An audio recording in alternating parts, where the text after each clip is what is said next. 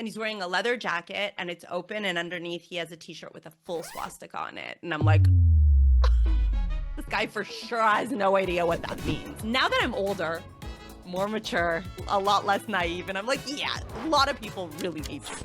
My Israeli followers were like, what are you trying to pretend like you understand now geopolitics and stuff? Like, stick to lipstick. Because they didn't know that I came from like the defense industry, and they didn't know that I have like my master's in counterterrorism. Before October 7th, Ashley Waxman Bakshi was known for beauty, fashion, and lifestyle. But behind the makeup tutorials was a woman with a background in defense, counterterrorism, and a story most people never heard. The 5 girls that were left, they need to be considered in a category of women and not soldiers, because we knew that soldiers would be the last to be released. And for us, we had to keep making our case about how we know that there's sexual violence in captivity. And so how urgent it is to bring home the girls, even though they're soldiers. You can't win the real war if you don't win the digital war in the long term. And that's what they don't understand.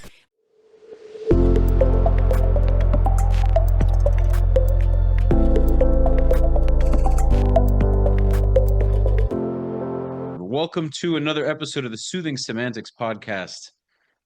I am your host, Rafi Harel, and we make sure to subscribe, like the channel, leave your comments, and of course, follow me at Rafi the Realtor for all of your real estate needs.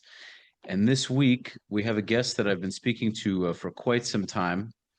We finally made the episode happen, so I'm looking forward to it. And Ashley Waxman Bakshi is a beauty, fashion, and lifestyle content creator and entrepreneur known for makeup tutorials, beauty tips, luxury lifestyle content, and social media influencing. She's especially popular in the Jewish and Israeli online space and has built a strong following through Instagram, YouTube, and collaborations with beauty and fashion brands. And since October 7th, she's become incredibly outspoken on Israel, Jews, Jewish identity, everything Zionism. She's gotten a lot of heat for it. It's been tough for her channel initially. She lost, quite a bunch of followers. She's gained many back by being as outspoken as she has been. It's been quite a journey for her. I only got to hearing about her from her advocacy. But little did I know she's been making this kind of makeup content for a very long time. So I actually just watched, by the way, I watched the episode with Dana a few hours before we hopped on. So a lot of things I didn't know prior. Pretty interesting. Well, thank you for having me. And I did really want to meet you in person. We tried to make this happen when I was in Florida like a year ago, but I didn't make it towards you. And yeah, it's funny how people kind of, I have a whole new niche and a whole new demographic. My content used to be 99% women, young girls and women who followed me. Now I'm like almost approaching 40% for men, which is crazy because all these people started following me after October 7th. But the truth is I've kind of always been making pro-Israel content. I will say that, so I started YouTube in Hebrew because I made Aliyah, and I started it here in Israel. And so I started my content just out of a love for beauty while I was working at the Ministry of Defense. So a lot of people who met me only through my beauty content, when all of a sudden I started talking about like, advocacy kind of videos or things that had more to do with, geopolitics and things like that, my Israeli followers, and this was before October 7th, my Israeli followers were like, what are you trying to pretend like you understand now geopolitics and stuff? Like, stick to lipstick. And because they didn't know that I came from like the defense industry, and they didn't know that I have like my master's in counterterrorism. And then now that I have this like huge following of people who have started following me mostly since October 7th, but some also from before, they know me as like this advocacy girl who talks about geopolitics, who's writing a book about, the war. And then I put up a video talking about like what makeup I'm wearing. They're like, who are you? All of a sudden you're trying to be a content creator. And so I'm like, no, no, no, no. It's so funny how like people who know me as a certain thing don't know the other side. And so You've been doing I'm that kind of already. Yeah. sorry. No, you've been doing that already. Yeah, I'm just expounding on what you're saying. That's been your personality all this time, and now you're trying to go back to that. People know you completely for this advocacy, but makeup's been your thing for all this time. Yeah, that's Right. fun. And so some people get really angry too, which is funny. People are like, you're an October 7th influencer. And like now you're trying to capitalize on it. And I'm like, no, no, no, no, no. Don't you understand that since October 7th, I made like no money. I used to be like rolling in it with collabs. So it's funny how it's like the complete opposite. Yeah. So that is the first topic we're going to cover. By the way, obviously part of me because it's 2 a.m. and I'm like throwing down an energy drink here. So I'm like start. That's why I'm starting out like a little bit rocky. But we're what this energy drink is going to. I don't know if you've heard of Celsius. They're phenomenal. So we're going to be. No. I'm going to be very fueled in like 2 minutes. I'm ketogenic, so I don't need anything external to give me energy. I just like have energy all the time. Even though I'm a mom to Even five, I have a newborn. I was awake twice last night. I'm like fully energized. oh, that's awesome. Okay, keto. Yeah, that's great. I think I'm mostly keto, but I'm not there yet. I'm not in ketosis officially. Let's see. Okay. First. Okay. So I added a couple of things post your episode with Dana. I really thought the story that you experienced in college with that dude who called you a kike, that's that's a lot. So a brief background on your move from Canada and give us a little bit about that shoe story. Okay. Okay. So I'll try to make it brief. Um, I was born in Canada. My parents were Israeli who moved to Canada because my dad was like post-traumatic from the Yom Kippur War. It was very important for my dad to move to like small town Canada. We lived in a town called Dundas, which is outside of a city called Hamilton, which is outside of Toronto. So like really small town. In the town where we lived, I would say there's probably 2,000 Jews, or there was at least at the time. I think today there's probably even less. And there was one Jewish school which I went to. So it was important always for my mom. This was like the conflict at home. My mom, it was really important for her because she never wanted to leave Israel to keep me in like a Jewish world and a Jewish bubble. And on the other side, it was like my dad who really wanted, he just like loved Canada. He loved the opportunity, the quiet, you know, the complete contrast from raising his three young boys in like the post Yom Kippur war trauma and all of that. And like, you know, the struggles of Israel in the 70s. So I was raised by my dad to be a very proud Canadian.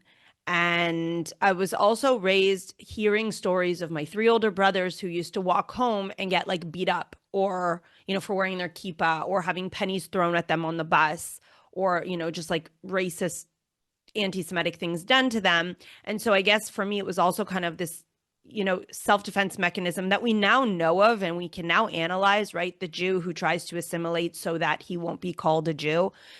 I guess I was kind of there also in combination of just really being proud of being Canadian. So for me, I was always first Canadian and then second Jewish and daughter to Israeli parents. And whenever I had the opportunity to, you know, make friends outside of my Jewish community, I jumped on it. So I would play hockey with non-Jewish kids and I would, you know, I would play with kids on my street and I wouldn't like hide the fact that I was Jewish, but I would never bring it up. And eventually we moved to Toronto and my mom also put me like in a really religious school and that didn't work out. And then I went to another Jewish school and then she like insisted I would go to the Jewish high school. And I was like, no, like mom, I just want to be like normal. Like you can't move to Canada and keep me in this bubble that like I'm only around Jews all the time. Like if you didn't like it, you shouldn't have moved to Canada. You should have kept me in Israel. And I kind of like always, it was like, you know, I was rebellious too as a teenager, but I was always like making a point to have like a non-Jewish boyfriend. Like I was that kid. And when it came time to go to university, um, I knew for a fact that I wasn't going to go to university where all my Jewish friends were going. So there were a number of universities that all the Jewish kids in Canada go to. Mostly it was like U of T, York, the ones that are in Toronto, or Western. So Western's in London, Ontario. Like all the Jews go there. And there's like a huge AE Pi and like a Hillel and a Chabad. And I was like, I am not going. Like I literally got into every university I wanted to. And I was like, I'm not going there. So I chose to go to a small university. It's called Wilfrid Laurier University. It's in a small town called Waterloo. And there was probably about 50 Jews on campus at the time. And like no Hillel house, no Chabad. I know that now there is, but back in the day, and so I'm talking in 2003, it wasn't there. And in my first week already on campus, like, I was just so excited to start like mixing with other people and meeting people from other places in Canada. And sorry, this is my early morning. You're, Um, you're good. We can cut that out, and if you need some water, Ashley, by all means. okay, no, I'm good. I'm good. And so in the first week on campus, there's like orientation week, and everyone's dorms are open and you're encouraged to like walk around and meet people and all that. And this is like before classes actually start. And so I was in the boys' dorm, and I went in, there was like a room, the door was open, there was lots of people inside. People were drinking like Coke and whatever, and probably beer underage. And I walk into the room, and, you know, in Canada, you're nice and polite. We remove our shoes when we enter someone's room. So take off my shoes. I go in. There's probably about like 10 to 12 people in the room, talking, mingling, chatting, get to know each other. Where are you from? And the conversation goes to a place of like, what languages does everyone speak? And so some kids are like, yeah, I know Italian. Some person's like, I speak French. And I'm like, I speak Hebrew. And someone looks at me and goes, Hebrew? Why do you know Hebrew? And I'm like, Hebrew, well, because I'm Jewish. I went to Jewish school. My parents are Israeli. So like I speak Hebrew. I'm not like excellent at it, but like, yeah, I speak Hebrew. And he's like, you're Jewish? And I'm like, yeah. And he was like, well, what are your shoes? Which shoes are yours? And I'm like, what? Like, I was just so confused at the time. I was like, what? What does that have to do with my shoes? It's So so funny how innocent, how to you the idea of a guy or a girl being so anti-Semitic was so foreign to you. yeah. Like I feel someone who grew up in Brooklyn, as soon as he asked me that, I would have been like, okay, there's something he's not up to any good right now. Yeah, no, so that's the thing. I grew up in my Jewish bubble, right? Like I didn't know that there was anti-Semitism because I barely knew anyone who was not Jewish. And so and I can say that I did have like a few incidents when I was younger. So I played volleyball for the Jewish school, and when we went to play, so it was a private school, so we would play against Catholic schools. There was one time where we came and we had pennies thrown at us from the crowd, and the teachers right away took us and we left. So like I did know that there were things like that that happened, but it was never like on a personal level. I was never personally attacked. So I really wasn't shocked. Like I really didn't understand where this was going. And I walk over and I'm like, these are my shoes. And he's like, he picks them up and he goes, these are your shoes? And I'm like, yeah. And I'm like, where is he going with this? So he walks over to the window, opens the window, throws them out, and looks at me and goes to me, get the fuck out of my room, you fucking kike. And I'm like, huh? What's a kike? Like, that was me. What? What?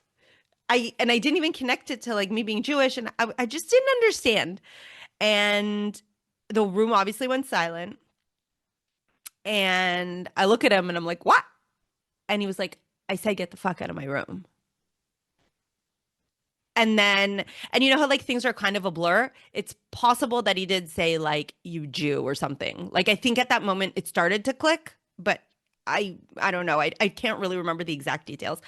But I walked out, and I remember like specifically, like I'm somebody who gets like grossed out by walking on feet on floors and stuff. So I specifically remember the walk down, that I was walking barefoot, and I was like grossed out walking barefoot in this like dorm building.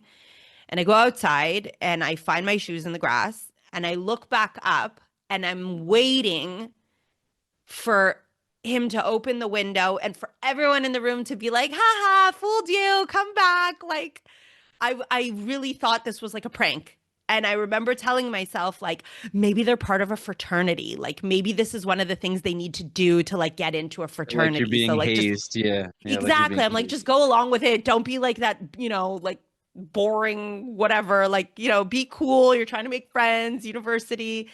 And I'm like waiting and like nothing. The door doesn't, like the window doesn't open or anything. And after like a few minutes, I'm like, well, I guess I'm going home.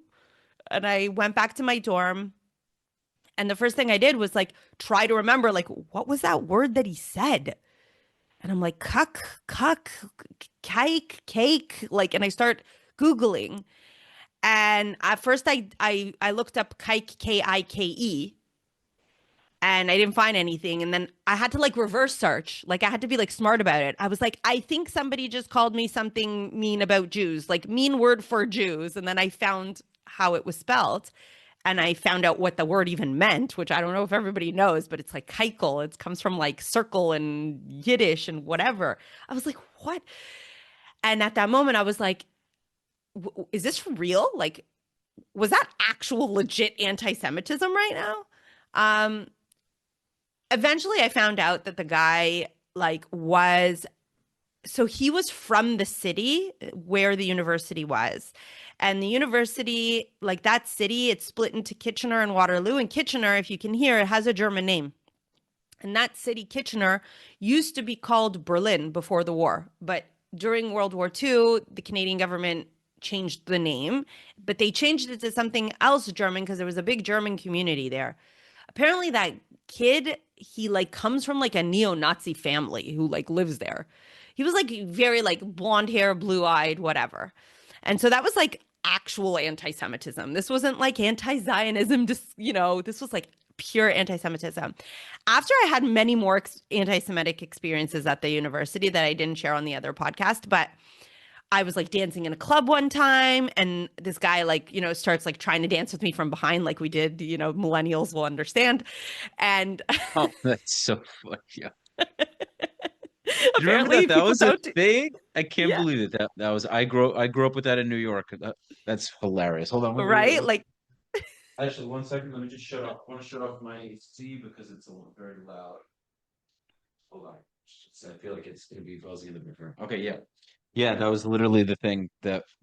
It's so funny. That was like the it's so best thing. sketchy, right? Like we were, as girls, we were just it was so normal that somebody That would was a come up normal and start thing. You rubbing. just Yeah, you just start rubbing up on you from behind. Like, could you imagine if someone did that to a Gen Z today? it's crazy. Sexual harassment. It's crazy. I remember we were not going to stick on this, but it's so hilarious because I remember going to Israel before the army and going to clubs there, and Israeli girls are like, "Wait, what? What's going on here?" And I was like, "Wait, they don't do this here. Like this is what happens. This is the thing."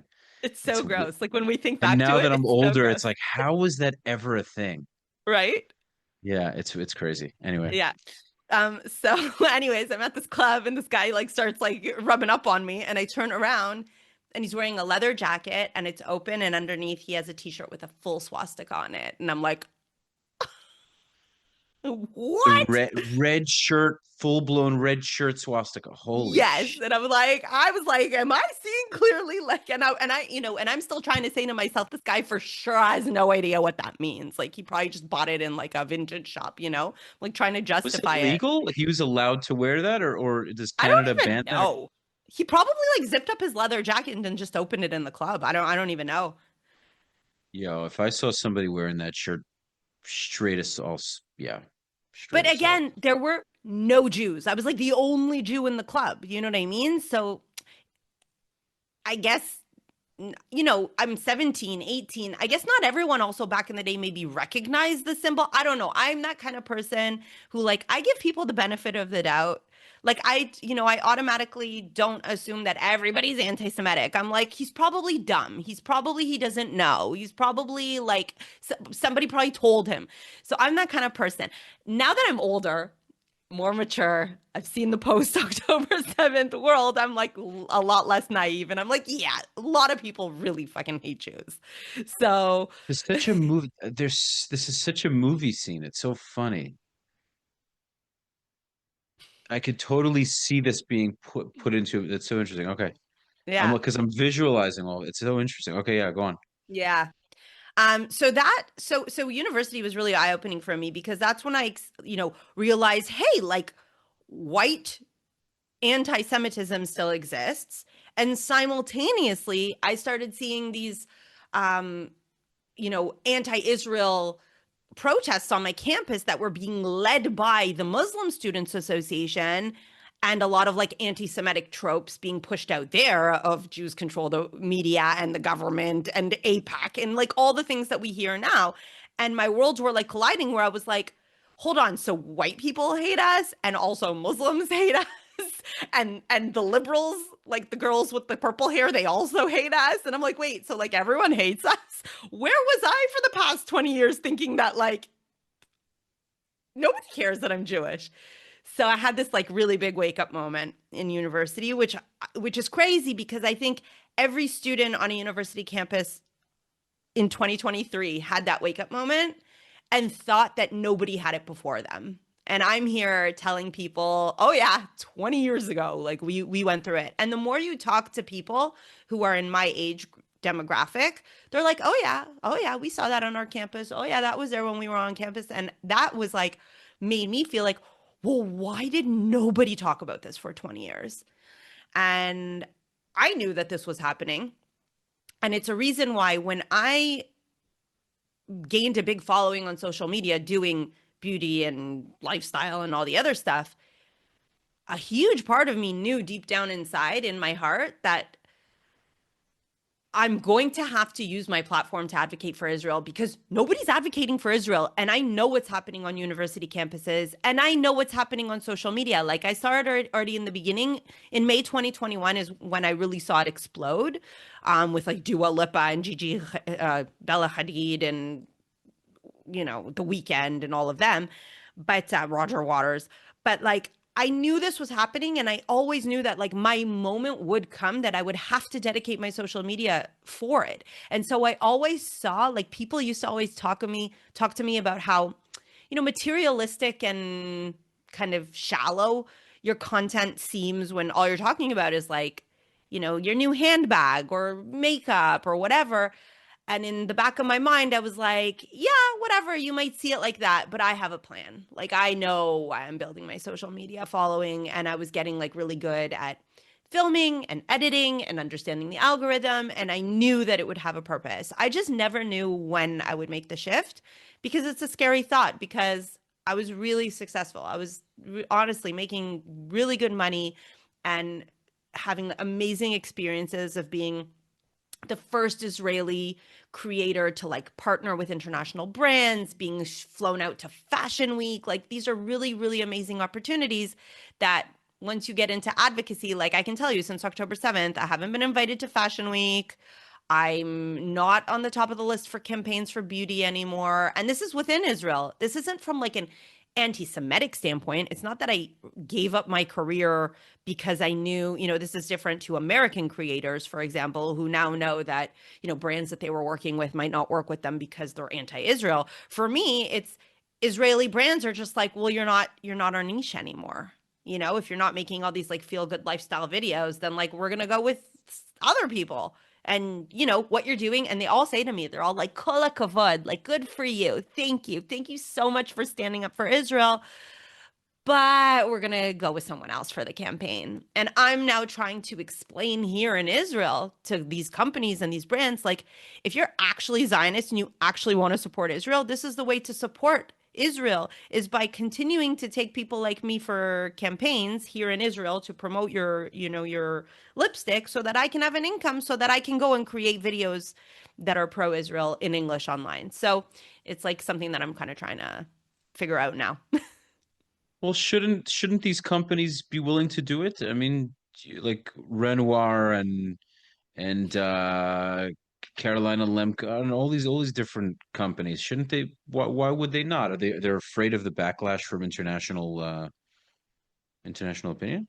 No, I don't think it's from there at all. I think it's more just from like a views, who are your demographic? Is your coupon code still going to sell to this demographic? Are you still relevant? Like it's more from that perspective where they're like, "Oh, she's not the it girl anymore. Now she's like the geopolitics kind of girl, you know?"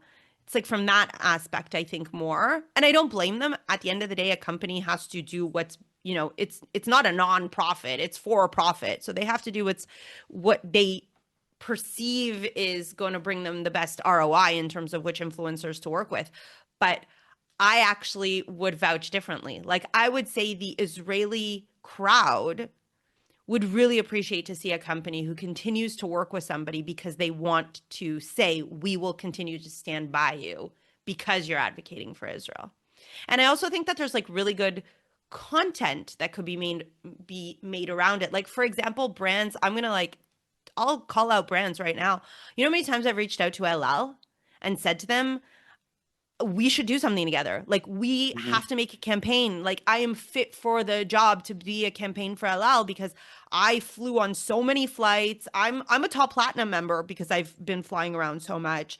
Um, I'm a strong believer, like from the Zionist perspective, like I'm a big advocate of LL because if we don't have LL, then we can't bring home our reservists on October 8th when we need them. Like when the airspace is closed and Air Canada's not flying and United and American and everybody's like, we still have LL. I am such a good representative. And they're like, yeah, no. And then they take like, a major singer to be their like spokesperson or whatever. And I'm like, okay, like I get it.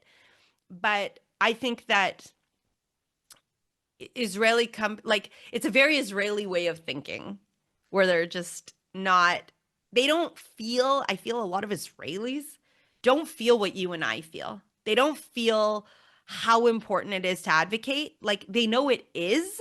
They know that around the world, they're talking about us, they're saying this, they're saying that. But Israelis have this mindset of like, well, they're always going to hate us. The whole world hates Jews. It doesn't matter what we do. It doesn't matter. Like, we just need to do what we need to do and win the war, and that's it. And I'm like, yes, you're right. Like, winning the actual war is probably more important than winning the digital war, but you can't win the real war if you don't win the digital war in the long term. And that's what they don't understand.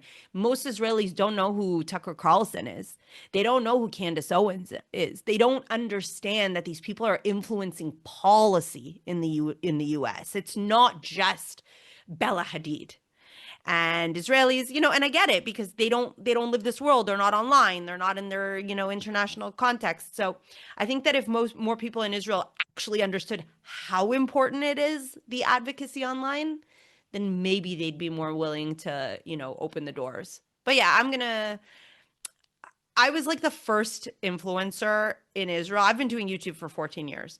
So I was that first influencer who would knock on the doors of advertising companies and be like, "Hi, you should give me your product for free so that I can review it on my YouTube channel." And they're like, "Who are you? Why would we do that?" And I had to kind of teach them that this is, new media and where the world is going. So I think I might, just need to be that person today to teach these companies that they should be working with influencers who do have a say, who do stand up for Israel and are not just like the it girl who looks really good in a bikini on Instagram? Hmm. I agree. I very much agree. I uh, I think you'll find your balance because I think advocacy is very much something that makes you a better option, not worse, not less of an option. I agree. That's for sure. I agree. Yeah, and I think at the end of the day, people definitely care about the look aspect, which you have. Like you, no need to say more. Uh, Now in terms of Agam Berger, one of the hostages is your sec was your second. Well, one of the hostages who is no longer a hostage is your second cousin. She was a very popular face. She was one of the more known hostages at the time. And you mentioned this on Dana's show. I knew this beforehand. And what's interesting on that you mentioned on Dana's show is you initially wanted to mention her on your page, on your Instagram, and your your YouTube possibly, but then you realize that you don't want to increase her value to Hamas. You don't want Mhm. to make the situation worse for her. You want to have her returned, obviously, as soon as possible. So break that down for us. Yeah, so initially, I mean, no one in Israel knew what would be the right formula of how to advocate for the hostages and like what do we need to do.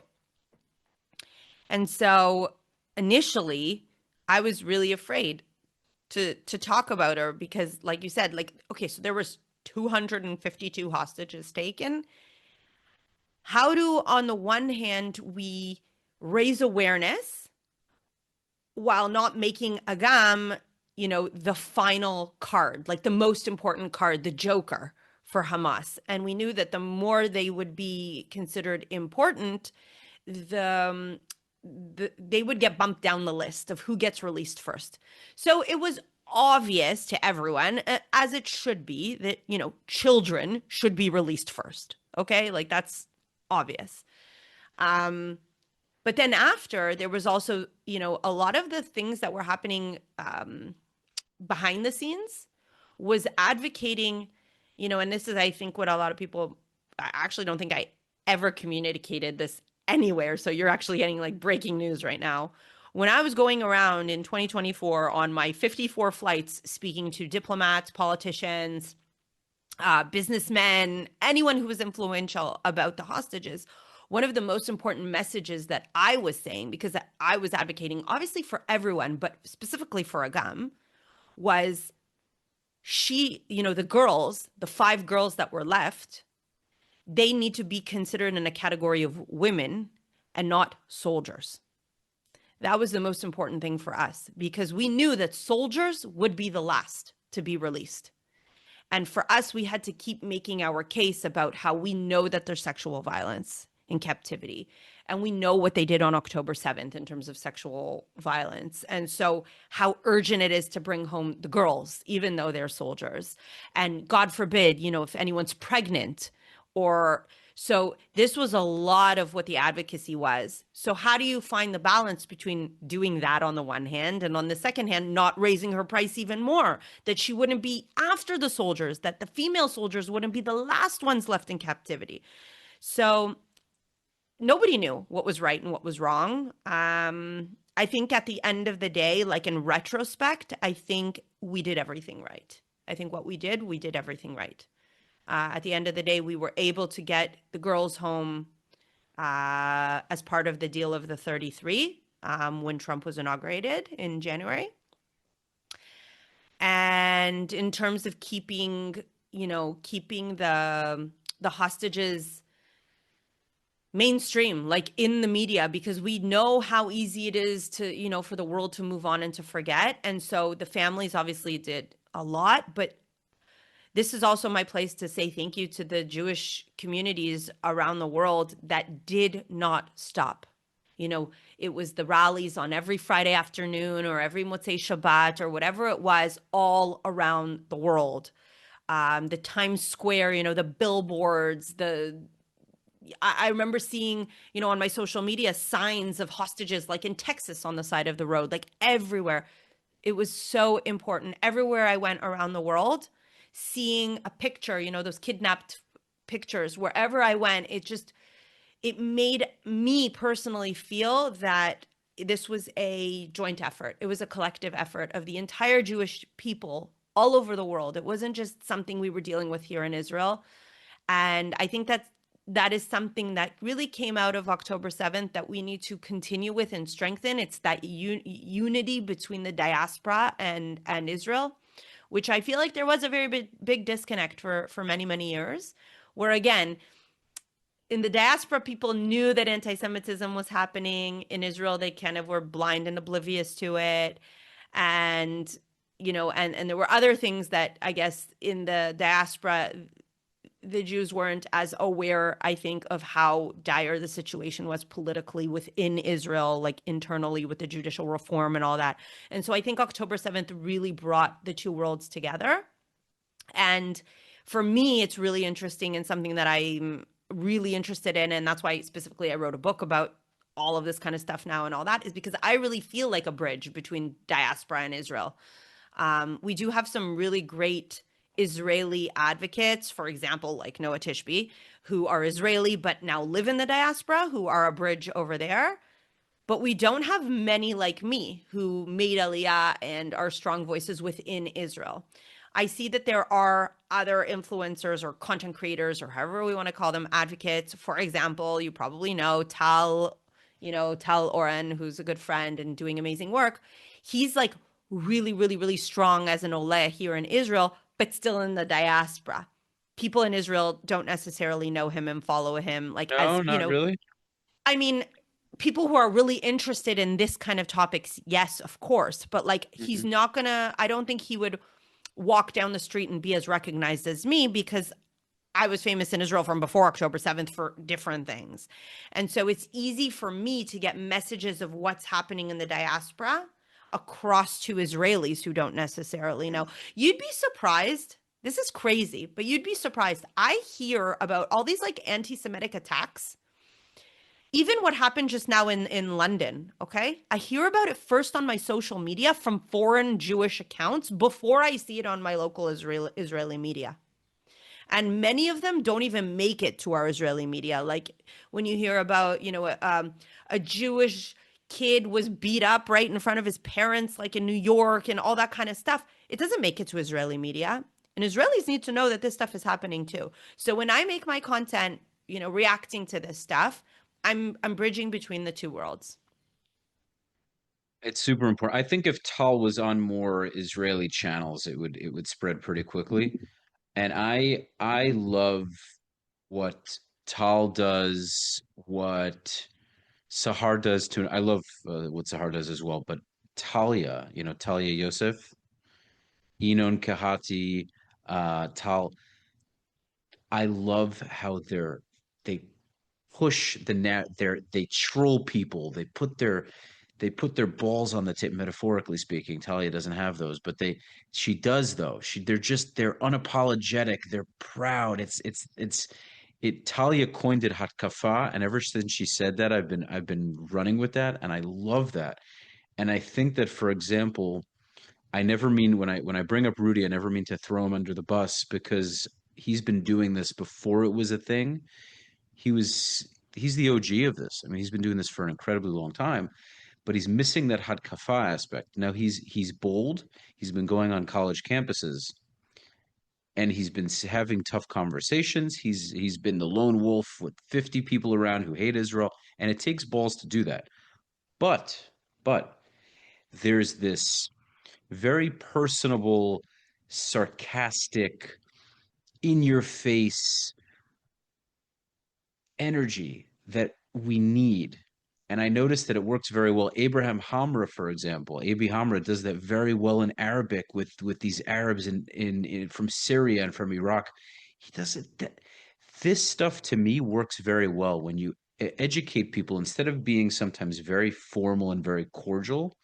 When you can, sometimes you tell somebody, an Arab might call you a Zionist dog, and then Abi Hamra will call him uh, a Muslim such and such, but he ends up kind of buddying up with them. Like they still might hate him, but they go, "Oh, this guy can really go toe to toe with me," you know? And I think that over the course of that conversation, if they're having a discussion for 10 minutes, sometimes they can't handle the pressure and they'll exit the discussion, like they'll log off or they'll run away, which is great too. But a lot of the time they'll stay on and they'll go, wait a minute, he's telling me things about my religion or my people that I didn't know. He'll talk about the Islamic conquest of the Levant. And they're like, wait, what? Wait a minute, I didn't know about this. My parents didn't tell me about this. I didn't learn this in school. Am I the occupier? You know? And he'll do that while smoking a hookah and he's speaking Arabic. And this is, I didn't see this prior to October 7th. And So yeah.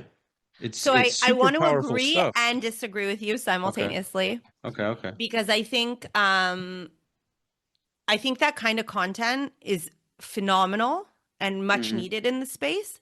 but it appeals to a certain audience. And I think it, when we get into the discussion, is this, Islam, when we get into the religious conversations, it's an important conversation to have. And I'm not saying that obviously there is a religious fundamentalist aspect to this conflict. But first of all, I think that appeals to a very specific demographic who is interested. So, for example, yes, AB, he's amazing at speaking to Arabs because he can speak to them in their mother tongue and, to get to them. Absolutely. Tal and Talia's content, amazing. Really appeals to people who are either in the echo chamber or who already know a lot about the conflict or the history or whatever. I think, and correct me, like we can agree to disagree, but Yeah, because I he think talks. They talk to a lot of clueless people. Talia and Tal, they talk to people who are completely no. clueless. So the discussion is amazing. I'm Hmm. saying who's watching the video, and so my job, I see it this way, and I've always seen it this way, is if I'm debating against like someone, for example, yeah, it'd be nice if I convince him differently and turn him into a Zionist. But the truth is, I'm speaking to the other 50 people listening. The other 50 people who are like, I know nothing. And all I hear Oh, is like, is Israel genocide, genocide, genocide, ethnic cleansing, blah, blah, blah. If that person, like, picture, I don't know, Mary Jane from Oklahoma who knows nothing about Judaism, who knows nothing about Israel, who knows nothing about Islam, who doesn't know what the conquests of Muhammad and, she's just like, I don't know, and I don't care.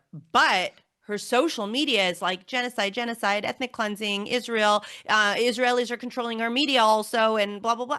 So if I can get in a few points to her to be like, and I think the maximum for her is to be like, well, they say that and they say that, and I'm not going to choose a side. For me, that's a win because slowly we're seeing those everyday normative people choosing a side and starting to say, yeah, but I don't want my money to go and fund genocide. Right. mhm, And mhm. so I'm trying to reach those people. And so again, it is important and like there is space for everyone. And sometimes I do those kind of videos as well, but I don't think it's productive. That's my opinion. If I'm trying to reach Mary Jane in Oklahoma, a video of me bashing on Islam and calling the prophet a pedophile, that's not going to make my case. That is an important case that needs to be made to all these ignorant, Muslims who just blindly, hate on Israel because they think it's a problem with their fundamentalist views or whatever. 100%. But that's a different demographic. I have a very good friend. Maybe you've seen him. You probably know him, Marwan. He's Druze. He's a young Marwan Jabr. boy. Yeah, yeah, yeah, Yeah. yeah. Yeah, I've So seen you. we make videos together. And the reason I love making videos together with him is because we can really appeal to two completely different demographics together. He's Hmm. younger than me. He speaks Arabic. So if we come on Omi TV and we fall on somebody who is an Arab speaker, he takes the lead. If we fall on someone who is like, just like a white British, whatever, and then I take the lead and we can do it together. And so that's why I think that working together is really, really important. And I think it's important that there are people who make the content where they're, and by the way, pre-October 7th, a really great example of somebody who did it very well and is still doing it is Joseph from the Israel advocacy movement. Oh, yeah, yeah, yeah. He was on my show. He's fantastic. He's fantastic. Fantastic. And I've been following him for years and I've, seeing him in London really coming out and saying all these things face to face. Like if we want to talk about brave, I think he's been like punched in the face probably numerous Oh, times he was threatened to be stabbed. Some guy was threatening to stab him. Yeah, he's been for through it. He's sure. been through it. And so he's amazing, amazing at getting the point across to a certain demographic. Obviously his style and my style are completely different. We disagreed on something fundamentally. He was very liberal up. He had some really interesting. Like I think he believed in two states at a point. Pretty I'm not crazy. sure specifically him, but him and I mean, everyone, and this is what makes us who we are, right? Jews Mhm. always have, we're a million opinions, right? And we're different ways, and I think that's amazing. It's amazing that um, we all have our different viewpoints. We just need to know to be unified at the end of the day. And going back to the conversation about Rudy and the video that I made, I spoke to Rudy this morning. We're actually planning on making a video together where we're going to discuss these things, because the beauty of people like Rudy and myself is that we're both mature enough to understand that we're not on opposing sides. We're not fighting here. We have a disagreement in opinion. Our entire, history is based on that machloket. Our whole Talmud is literally that. So if Rudy and I cannot come together and talk about our difference in opinion of, should we be calling them our cousins? I don't think we should. So I think that's beautiful. And I think it's an important conversation that we should have as two intellectual people who are mature enough to have the conversation, because we know that at the end of the day, our goal is the same thing. We both want peace. Maybe the way I envision peace or how we get to peace is different than how he envisions it. I'm not, when he talks about the one state solution, and I don't necessarily disagree with everything he's saying. I sometimes disagree with how he's saying it. I think, when he says, I think that two people should be free between the river and the sea, I'm like, yeah, I agree with you, but I don't say it like that, because that already puts into their mind that they're not free. Right. Right. And so, and also, like, I don't know if I necessarily agree with the one state solution or the two. I don't think we're not ready for that conversation right now, even. Like, we're not there. That's my opinion. But I do agree with Rudy that we need to be having conversations about, okay, well, what is the solution? Because clearly what we've been doing for the past 80 years isn't working. And I agree with him on that. So there's many things that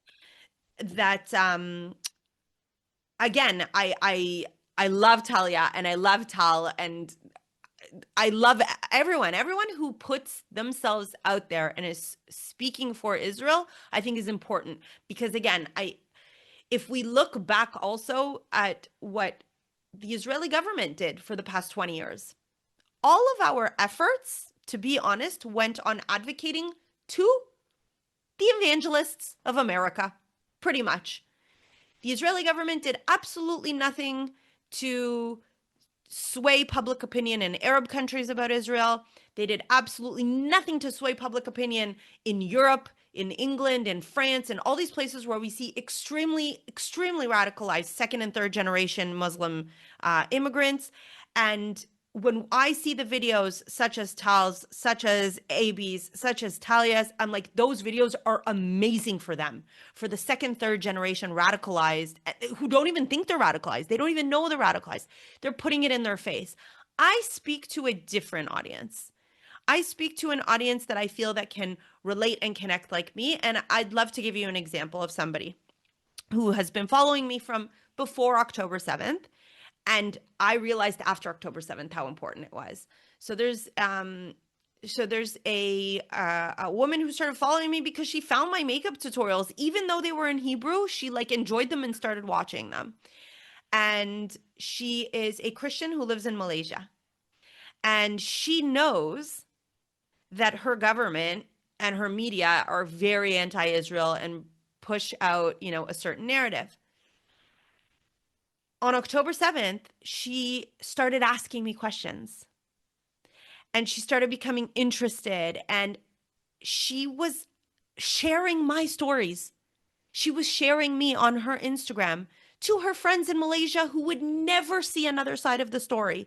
And it's because she related to me on a personal level, because she felt like we connected because we liked the same things, because she's like, oh, she's a Jewish girl who lives in Israel, but she also likes beauty and makeup and stuff like that, just like me. So there's very, very different ways to connect to people.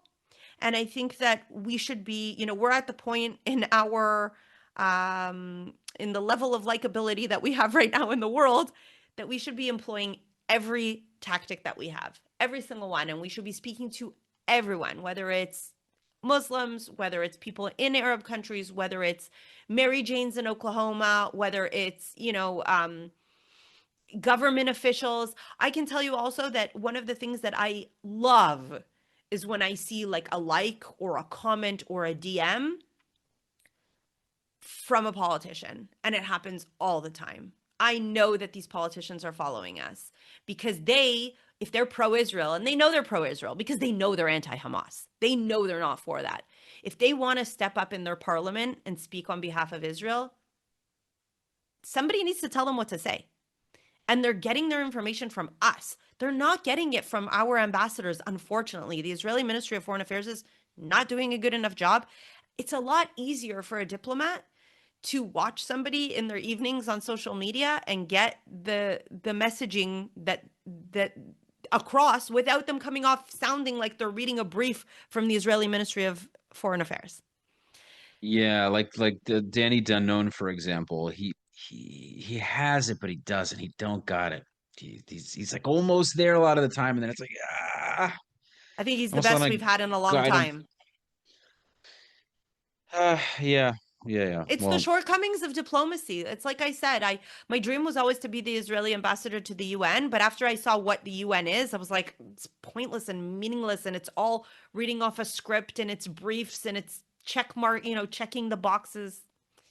actually, I think sometimes we're too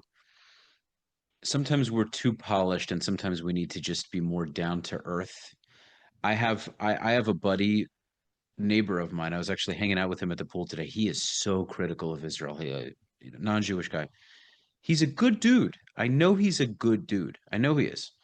Very critical of Israel, incredibly critical of Israel. APAC and talking about how Israel and the government are milking the United States. Like all of these, like Dan Bilzerian talking. He believes a lot, but I refuse to not be friends with the guy, and I have an answer to everything he throws at me, every single thing he throws at me. And I'm glad that instead of me getting offended and saying, you know what, I don't fuck with you, bro. We're not friends anymore. You don't. I decide to put my emotions aside. I'm quite good at doing that. Quite good at compartmentalizing. And I go, I know this dude has good intentions. I know he's not a racist person. He wants answers. Let me be his friend. And we really get along. And I say to myself, you know what? I'm gonna be the Jewish dude that he really does like. And I'm gonna introduce him to more of my Jewish friends, and he's gonna see how cool. And and it's working very well because he really likes me. He really likes me as a person. And I've thank God I've been able to make a lot of amazing points. He goes, oh well, what does America gain from supporting Israel? I go, do you understand how much technology you use every day that Israel has created? Do you understand that America wants Israel as a proxy in the region? There's no other country that they get as much of a bang for their buck for. And I have all these. Thank God I have all of these answers. Like there wasn't one single thing he threw at me that I never response for. I think what you do is really, really, really important in that Mhm. sense. Um, and I think that what a lot of people are getting wrong online in America is the jumping the gun and calling everyone an anti-Semite for asking questions. And People throw it when you throw. Oh, Ashley. That is one of the biggest issues where it's people have fatigue from it already. yeah, You have to look. absolutely. You have to be able to take some hits. For example, just real quick before you make your point. I have a couple of really solid non-Jewish friends here in South Florida, mostly from Latin. There's a lot of Latinos, so like Latin, like Cuban Americans, Colombian Americans, and we fuck around like that. I'll make super racist jokes, racist Latin jokes. I'm from Brooklyn. We're straight shooters, but they know it's not coming from a hateful place. I'll make fun of their like an accent. I'll do like a Cuban accent, and they'll make some Jewish jokes, and I'll even push the jokes first and so they feel comfortable doing it with me, and they see that I have thick skin. It doesn't bother me, and they really love it because they're like, yo, he's not a sensitive little bitch. We can really we can throw the jabs at each other, and then we can open up these conversations like, yo, so what's the deal with this Jewish thing, this Jewish holiday, da, da, da. And now they know so much more about it, and I can actually educate them on Israel. And I've gotten through to all of them. For sure you have. For sure you Yeah. have. And I don't blame, again, Mary Jane from Oklahoma. I don't blame her for questioning these, like for asking, Mhm. she has she hasn't been raised her entire life to know geopolitics. And all of a sudden her country's at war in Iran. And she's like, why? Or she hears that, APAC and whatever, she hears these things. She has every right to know why her country has chosen to support Israel. And she has every right to criticize and to question. And we can't blame them, because at the end of the day, like, every country should do what is best for their own country. I get it. I don't expect America to go to war to save Israel. No. What we need to have is the tolerance and the patience. And this is why, there's so many people who don't like the word Hasbara. I like the word Hasbara, because I think it is important to explain to people, not to the haters. I'm not going to explain to the haters. To the haters, I'm going to attack. But to Mary Jane from Oklahoma, yes, I will explain, just like you do to your friends, how Israel is a strategic partner to America. We need to explain it to them, because that's not their universe. Their universe is, I wake up and go to my 9 to 5 and leave me the fuck alone. I don't care. Right? So when they start hearing that, they're paying for Israel's health care. But also I'll bust their balls. I'll be like, yeah, Jason, your 40K a year is really making a difference. Even if he's making 70K, I'll just like Right. But yeah, man, we couldn't. Oh, I don't know what Israel would do. I don't know how Israel would fight its enemies without your 10K taxes, baby. And I'll make those, and I'll get all animated about it, and he'll laugh, and I'll be like, "You asshole," and I'll be like, "Oh my God, you better lower your income." I was at a wedding. A gay wedding on the beautiful Amalfi Coast. Okay, everyone was gay, and everyone was just like people who work in like high fashion from New York, from Paris. Like it was a very So gay. you're probably chilling. You're in your element. Absolutely, I don't Is it have a one bunch of straight gay friend. Italians or I don't. just Yeah. I don't have one straight guy friend. They're all gay. So it was just like beautiful, very, like a movie, right? And we're at the wedding, and I'm talking to this one guy, and he's like gorgeous, okay? And he's German, but lives in New York and works in the fashion industry. And we started talking, and he was like, and I said to him, I'm like, oh, you got to come to Pride. This was before October 7th. I was like, you got to come to Pride, and you got to see, and you're going to love Israel. And he was like, yeah, listen, I don't want to come off rude, okay? Because like this isn't the time and place, because we're at a wedding and all that. But like, I've heard some really bad things about Israel, and like that I shouldn't go there. And I was like, oh, well, like, what did you hear? And he was like, well, I heard that there's an apartheid, and I've heard that there's this, and I've heard that there's that. And I said to him, okay, have you heard about areas A, B, and C? And he's like, no, I don't know what that is. And I said, okay, well, do you know like where the West Bank is compared to Gaza, for example, on the map? And he was like, no, not exactly, to be honest. And I was like, well, then all I want to say, because I don't want to get into a huge argument or a conversation. We're at a wedding, we're having a good time. All I'm going to say is, clearly you don't know. You've heard these things, and it's legitimate, and it's completely okay that you're asking yourself these questions, because if somebody would say to me, don't go to Mexico because it's an apartheid, I would probably say, okay, maybe I shouldn't go to Mexico, maybe there's an apartheid. But until you do your own research and find out like what actually a conversation is, don't you think you should wait with your, being judgmental about if you should go to Pride or you shouldn't go to Pride? And he was like, I never thought of it like that. And I was done the conversation. For me, that was a win, right? I was done. I was ready to say, okay, I did it, and go and party. Half an hour later in the wedding, he comes up to me and sits down beside me. He goes, I want to keep having this conversation. I wasn't pushy, right? I was just like, and he was like, I want to keep having this conversation. Is that okay? And I said to him, I want to keep having this conversation. That sounds very interesting. absolutely. Like that was exactly like, I've had 6 Weinstefans. Now I'm ready to have this conversation. Yeah. and you're like, Oh, really? He's like, yeah, sure, very it good. was A, B, and perfect. C. It was perfect. I'm The good at these second- accents. The I love second these he imp- approaches me and says he wants to have the conversation, I go, okay, he's ready to listen. He's ready now.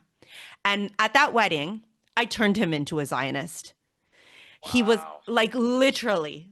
And he was like, you totally changed my mind. He was like, I did not know that. I was like, do you know what the Palestinian Authority even is? Do you know that they're self-governed? And he was like, no. And and did you know that we disengaged from Gaza in 2005? And he was like, no. And I'm like, well, here you go. And so at that moment, he was just like, wow, like I can't believe it. And I said to him, listen, I don't blame you. Again, I said, I don't blame you. You're in New York, you're in these liberal, communities. Everyone is probably gay and liberal and anti-Israel and whatever. So I don't blame you. But it takes a big person to come and say, I want to listen to the other side. And I said, and if if you really, really want to know, come to Israel. I'll show you around. I'll take you. Come to Pride, come to Pride and see how many Arabs have escaped the West Bank to find asylum in Israel because they're only safe in Israel because they're gay, and then they come to our Pride. You know what I mean? Like, and he was just like, wow, that's crazy. And he was like looking things up on his phone while we were talking to kind of, fact check me and see that I'm not bullshitting or whatever. And he saw that like I wasn't bullshitting, right? He was like, wow, wow, wow, I didn't know. I didn't know. And so for me, like those opportunities are so much more meaningful than my video getting a million views, to be honest, because I know that person is going to go back home to New York in his, VP of whatever job at like high fashion. And he's going to say, Israel's not really an apartheid. Maybe it's not perfect, but the word apartheid probably isn't the right word, to use. Well, he's going to get pulled apartheid at the Pride Parade. So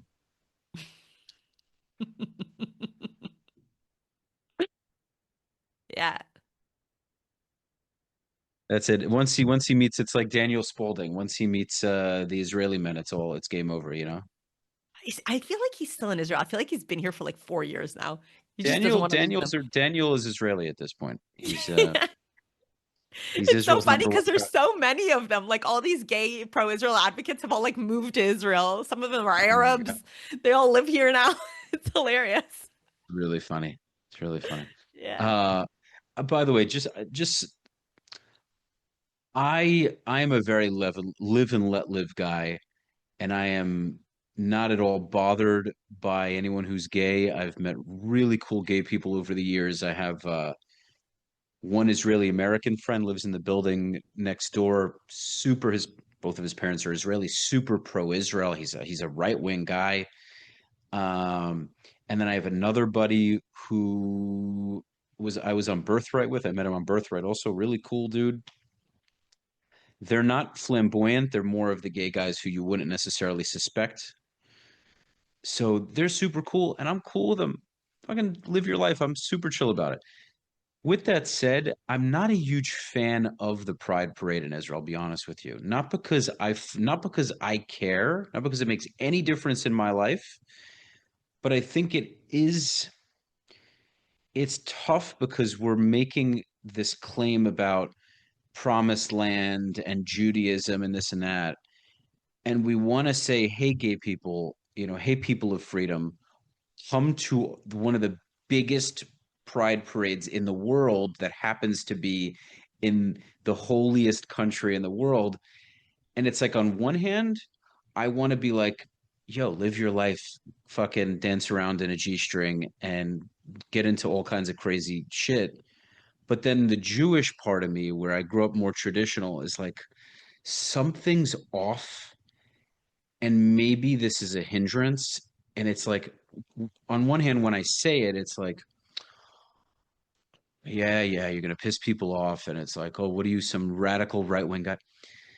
It's just, I think we use this as such a flex, and I don't know if it is. And I say this again, I'm gonna reiterate for the fifth time. I'm such a live and let live kind of dude, but I don't know. I don't know if this is the thing we should be so proud of.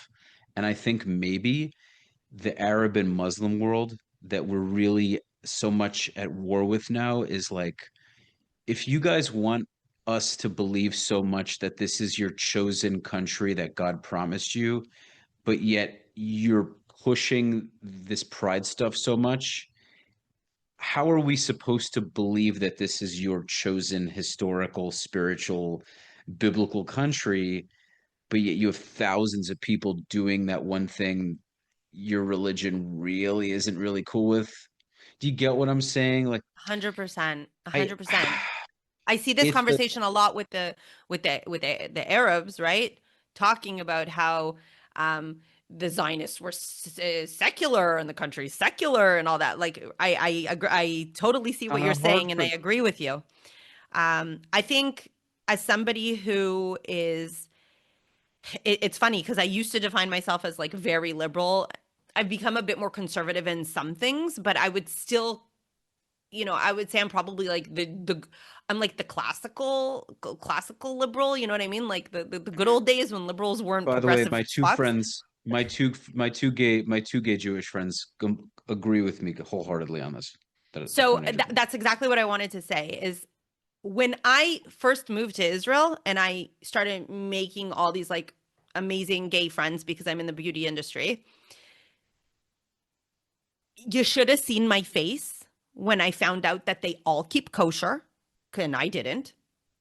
They put on tefillin in the morning, and I used to always say to them like, "How does that work for you? Like, how can you be a religious Jew or keep Shabbat or believe in it when the Well, Torah literally I have a says?" really funny joke. They're like, "Well, we wrap ourselves in leather anyway, so this isn't really much of it." But for me, as a liberal who like came as like a Canadian liberal to Israel, it seemed so like doesn't make sense to me. Is that the one Now we're that gonna I've put on your page? Are we collabing on that? been now that I've been in Israel for 20 years, it makes perfect sense to me because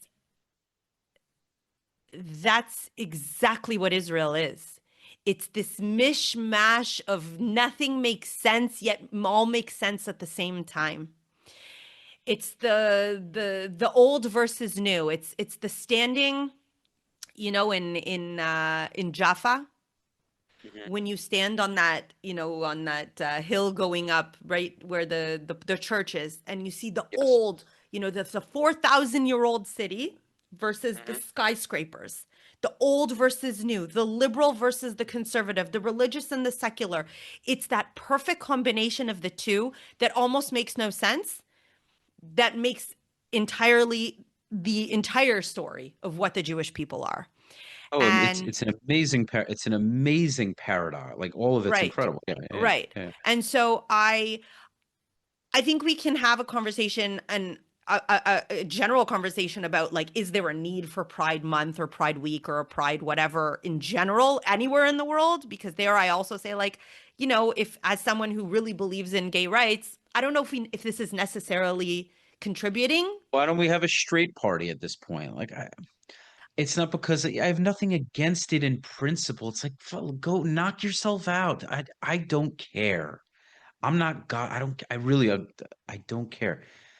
But yeah, it's just like I just feel what's the like, as someone who lives here in Israel and Tel Aviv, like I feel like every day is Pride Day because yeah, yeah, everyone in Tel we're Aviv is gay. already That's so how I feel. accepting. We're already so accepting. Like I am all gay people should have all of the rights non-gay people have. They should be safe to live their lives.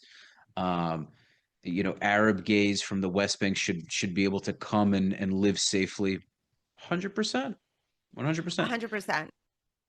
I agree with you that I'm not sure, but I'm very mindful of the fact that like I'm not part of the gay community. And so just like how we ask other people not to define for us what Zionism is, right? If they're not Jewish and all that, I recognize that I have never felt on my own skin discrimination for that, or have felt, you know, there's still, violence against gay people, trans people, all that stuff. So I don't I don't want to say that I know better. If there is a need, if there isn't a need, if they feel like there is still a need for it, then I will support it. I understand what you're saying about like this feeling of like it's all happening on the Holy Land, but when you see a gay IDF soldier with his tefillin on, it just all makes sense, for a second. You're just like, let's put all these boxes, all these categories aside and remember that a Jew is a Jew is a Jew. It's not about how religious you are. It's not about who you sleep with at the end of the day. It's not about if you keep kosher. It's about who was your mama? What's your DNA, right? And I'm not the kind of person who like uses pride as a way to advocate for Israel. We do that a lot. I think it's a little silly. Like, It's meaning it caters to the right people because there's people that yeah. love, right? There are people that are going to love that. The problem is those aren't necessarily the people that we're at war with. Like maybe initially we are, maybe they don't like us at first, maybe it does help. But I think the reality is right now we're most at war with people in the Middle East. Like, yeah, we do have to change public opinion in the West. We have a big issue with that. But I mean, in the Middle East, neighboring countries, Jordan, Egypt, even the Palestinians, I think it's a religious war. I mean, it just is. It's a religious war. So I think if they feel like, you know what, the Jews are back and they mean it, doesn't mean, oh, we're all religious, but the Jews are really solidly planted in the land and they can feel the spirituality in it. I'm going to I think, disagree with you again, though, if that's go ahead. okay. Go ahead. The only people that I can actually have a real conversation, we might not necessarily agree with on everything, but the only people I can have a real genuine conversation about the conflict with are Arabs who actually come from the region. Again, not second, third generation radicalized in London. Okay. But when I go on Ami TV and somebody from Ramallah jumps up, or somebody from Jordan jumps up, or somebody from Egypt jumps up, we can actually have a real conversation because they know what radical Islam does in the Middle East. They know that Jews aren't going anywhere. It's actually, I find it a lot more difficult to have a conversation with the progressive, crazy, my whole profile is me and my cat kind of people. True. I have that experience too. I agree with you. And we're all truly invested in this. I'll share another story. So Wait, where's the disagreement on the real? Okay. because you said that like the real war is like with the Arabs. I don't Well, see it that yeah. way. The The real ones war that is with don't. is with the radical fundamentalist ideology that comes out of Hamas and out of the IRGC and spreads its tentacles all across the Middle East. And we need to, our war is against stopping that from spreading more. But if you look at the 2 billion Muslims, I don't see myself at war with 2 billion Muslims. Not at all. In fact, if you look like at countries such as Saudi Arabia, and I'm not only talking about like the MBS level. When I go on Ami TV and I speak to somebody from Saudi Arabia, they're cool with Abraham Accords. Okay? Yeah, If but you see, right. if you look at an everyday person in Jordan, they know what the Palestinians did to their country. They know what Black September was. They know about what that the Palestinians killed their king. They know. They know what Hamas is. They know what ISIS is. They know what radical Islam looks like. So if I find a normative person who understands that radical Islam, the ideology of the radical Islamism, is a enemy to both me and him, then we already have a common enemy. The woke radicals, and I'm going to call them like now the woke right and the woke left in America that I can't talk to anymore. They don't see Islamism anymore as their enemy because Tucker Carlson is all for Qatar should be the strategic ally of the US and not Israel. And so I see that as if you look at the government level here in the Middle East, okay? The UAE, Bahrain, Jordan, Egypt, like all these governments, they're helping us shoot down the missiles from Iran. Yeah, but right. They're not friends of ours, Ashley. They're being paid off by America. They're incentivized not to mess with us. I think Egypt would invade us if Hezbollah and Hamas invaded together at the same time, and they were winning. They were gaining ground, and we couldn't stop them. I don't know about Jordan. I think Jordan may stay out of it, but I don't trust Egypt as a genuine ally. And it's just for them, they're like, we got enough problems. They gave the Sinai back. I don't I don't call think Egypt an ally. I don't call Egypt an ally. But I don't think countries like the UAE and Bahrain and all them who are part of the Abraham Accords, and I think potentially Lebanon, if and when Hezbollah actually, I think Lebanon could be potentially an actual ally. I agree. Um, and and again, it's not for the love of the Jews. Okay, For no, strength. This is because of strength, Ashley. exactly. It's They want our technology. They want to do business with us. They know we're strong. They know we're good. They know. So okay, I don't mind why I you're don't being think an it's not ally because with they me. love us so much. It's because we've kicked their asses and they're like, you know what? We tried the hate thing, we tried to defeat them, hasn't worked. Let's try diplomacy because we don't want our country getting destroyed, and these Iranian proxies are really causing us issues. But until we actually get rid of those proxies and we make peace with the Lebanese and we see that there's a genuine peace that's possible, we have to just be so much stronger than our enemies. Once that happens and we stop dilly-dallying, because what's happened up until now, we fight wars, the enemy's on its knees, and then we help the enemy get back up on its legs again. They build more tunnels, they restock, they get right back to where they were again, and we're all perplexed. I can't believe they said they would stop. They're fighting us But again. it's not But us. But it's not us. Why when we bring them to you the knees we have to stop? US pressure. There you go. So that's why I see my most important mission in order to win the real fight is to sway public opinion in the US. That's why I see as the most important. And not Well, I only the think US, Europe and Canada and all these other countries I, as well. Well, I think Israel needs to become as militarily independent as it can be. Bibi's 10-year plan, God willing, it happens sooner. And hopefully we can barter and trade with the United States and other countries, and we're not limited. The US doesn't limit us bartering with other countries, and we can build our own airplanes instead of modifying the F-35 with the Adir. We wanted to do all these things. The more independent we are, the more we can hopefully start to make decisions that actually last, and we don't keep putting band-aids on. Like that's what Dana was saying. You guys were having this conversation. Israel's always putting on band-aids constantly. It's all we've been doing. We've won these massive wars in the earlier years, and just constant little wars of attrition and these battles, just soldiers just getting thrown into the fire, hostages over and over and over, freeing 1,000. We're such brilliant people, but we're so stupid at the same time. And I'm not Well, claiming, listen, I'm 32 and I'm not sitting here as some guy that has all the answers. And well, if I was the prime minister, I would do A, B, C, D. It's incredibly difficult to lead a Jewish country with so many opinionated assholes. Everyone's got a damn opinion. Every Israeli has the answer to everything. You see, you go to a Beitar game, every Israeli's got the winning play, throwing his garanim like, I was a bit. And we all know it. We all know it all, you know? right. But what I do know is that we have to finish what we start, for God's sake.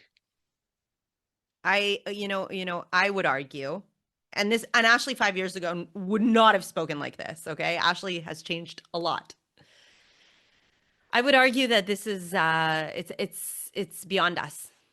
It's a spiritual war, an internal spiritual war that we are having with ourselves as the Jewish people.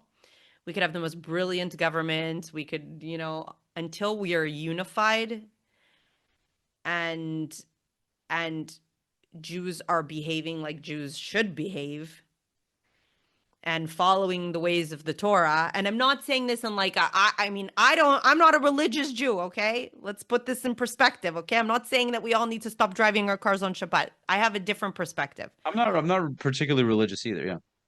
But I say when we start living as God intended on us to live, because look throughout our history, right? Like, why did we lose our temples and the Bet HaMikdash and all that? Like, why? It's the same thing's happening now, right? We were split. We Trade's were not arguing. helping. This is what it's going back to. It's not the only thing. I'm not trying to throw the gay people under the bus, but like, No. And I'm not talking about that like at the all. third temple. I'm like, you have like, yeah, and even a G string, like in less than an hour from the old city. It's like I don't know. Okay, anyway, I don't want to make that the only focus because it's really not. But Right. No, but you know what I'm saying? Like the the looking out for each other, love thy neighbor, the Mhm. don't kill, don't cheat, don't steal, like very, very simple, basic, like I'm talking Noahide laws, like we're not even doing them. You know what I mean? Like basic. Start by, being really what we're supposed to be, a light among the nations, right? And many of us are, and many of us are not. I live in a neighborhood where this is a funny story. My first Yom Kippur going to the synagogue here in my neighborhood, okay, when I moved to this neighborhood, they're selling. I come from like a tradition of Ashkenazi synagogues where on Yom Kippur you don't sell the aliyot, but in the Sephardi ones, they literally like they auction them off in the synagogue when everyone's there. So I'm sitting there and I'm listening to the auctioning off of of the aliyot, and it's like 200,000 shekels, 500,000 shekels, 1,000,000 shekels. And I'm looking like at my friends and family and I'm like, oh my God, like what tzaddikim, like people are, and they're like, no, he just got out of jail. He's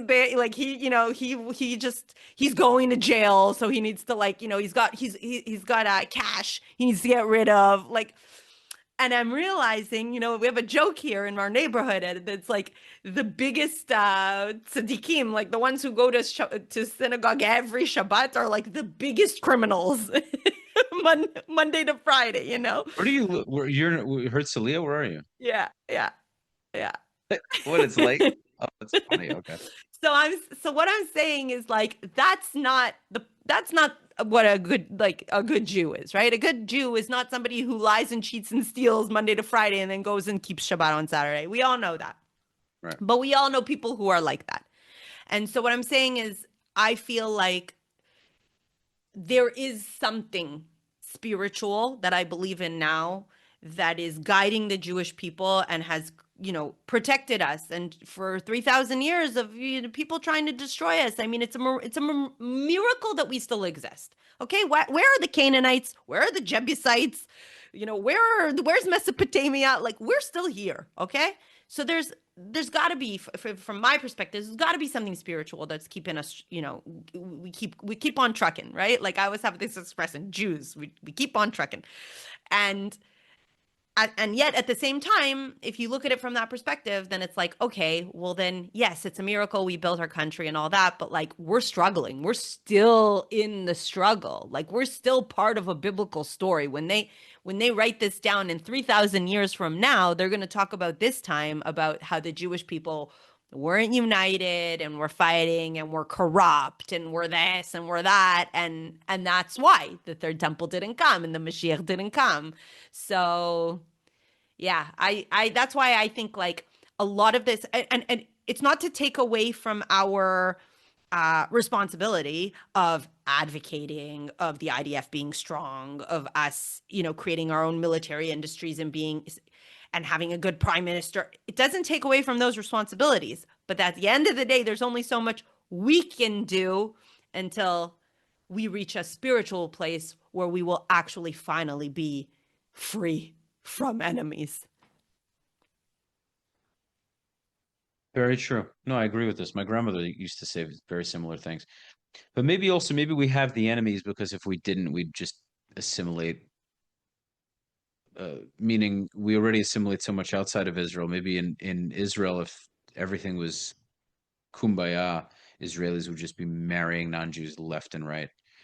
I don't know. Maybe God needs to always put a thorn in our side. Otherwise, we get too comfortable and we start hating each other. It's like you mentioned this on Dana's podcast as well. It's like as soon as things start to quell and simmer down, everyone's bickering again like nothing happened. Which it's just I think that's why God just slaps us around so much because we always need a wake up call. Yeah, definitely. I agree. He gives us the blessing of intelligence, and a lot of the time we use our smarts for misguided ways. I think that way on a personal level. It's just sometimes we need some challenges. When things are too easy, you lose that perspective. Mm-hmm. 100%. Yeah. Indeed.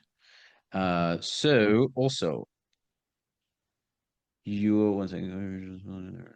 Okay. So we covered all the topics. Now, your book, Holy Moly Land, you're expecting to release in September, and you're planning to distribute it to schools for free. Is that what I want to make sure I have that correctly? Hopefully.